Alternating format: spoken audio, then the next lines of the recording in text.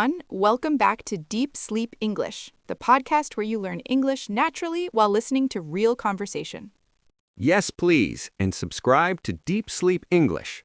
When you subscribe, you help us make more and more podcasts for you. And share this. If you have a friend who wants to speak English fast, send this episode to them. It helps everyone. Hey, good morning. My name is Emma. I'm from California in the United States. How about you? Hey, Emma. Good morning. I'm Jake. I'm also from the U.S. I live in Oregon now. It's really nice to talk with you today. Yeah, same here. How is your morning going so far? It's going pretty well. I woke up a little early today. I made some coffee, and I just sat quietly for a few minutes. I like slow mornings. Oh, that sounds nice. I love slow mornings too, but I don't always get them. Today was busy for me. I almost forgot my keys when I left the house. Oh no, that happens to me a lot. Did you find them? Yes, luckily. They were in my bag, where they always are. I was just too tired to see them. Yeah, mornings can be like that, especially on weekdays. So true. So, Jake, what we're doing right now, this is actually a good example of today's topic. Oh yeah, that's right.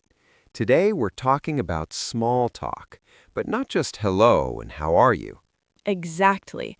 We're talking about thoughtful small talk that feels real, small talk that helps people connect. Yeah, because in English, small talk is very important. People use it everywhere, at work, at school, at the store, even with strangers. That's right. And for many English learners, small talk feels hard. It feels awkward, or boring, or scary. Yeah, a lot of learners say, I don't know what to say after how are you? Yes, I hear that all the time. And honestly, even native speakers feel that sometimes. Oh yeah, definitely. I've had many awkward conversations in my life. Same here. Smiles. So today, we want to show that small talk doesn't have to be perfect. It just needs to be human. So let's start simple. In English, many conversations start like this. Hi, how are you? And usually the answer is something like, I'm good, or I'm fine. And then a long pause. Silence. Yes, that silence. We all know it. So the question is, what do you say after that? Exactly. And the answer is actually very simple. You add one small detail. Yeah, for example, instead of just saying, I'm good, you can say, I'm good. I just had a nice cup of coffee. Or, I'm okay. It's been a long day. That small detail gives the other person something to respond to. Yes. Now the conversation can move forward. It feels more natural. You know, I remember a time when I was really bad at small talk. Oh, really? Smiles. Tell me. So, a few years ago, I started a new job. On my first day, I met my coworker. She said, Hi, how are you? Okay. And I said, I'm fine.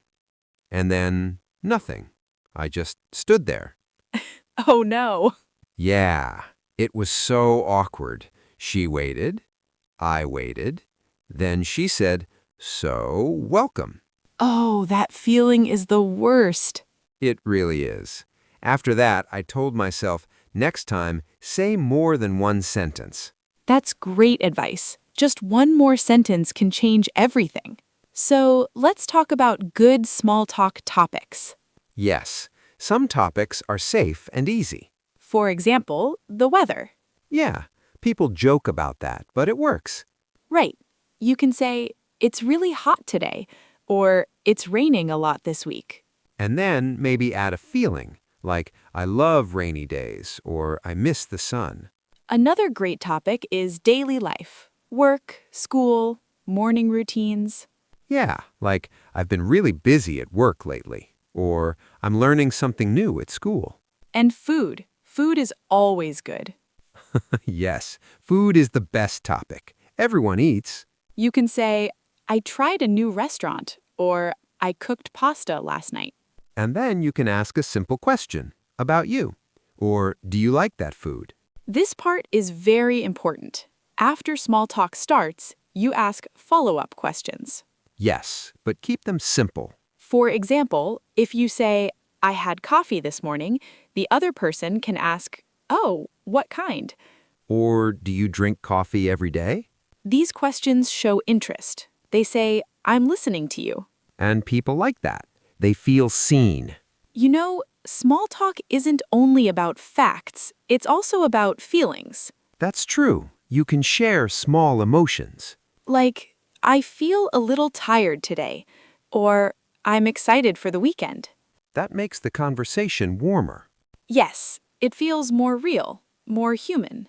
And humor helps too, even small humor. Yes, you don't need to be funny, just be honest. Like saying, I need coffee before I can think. So true. I say that all the time. Here's something important for English learners. In the US, small talk is not very deep at first. Right. People usually don't talk about very personal problems right away. Small talk is like a bridge. It slowly connects people. And over time, conversations can become deeper. Let's do a short example. Okay. Hi, Jake. How are you? I'm good. I just came back from a walk. The weather's really nice today. Oh, that's great. I love walking when the weather's nice. Where did you go? I walked near my house. There's a small park there. It helps me relax. See? That's small talk. Simple, natural.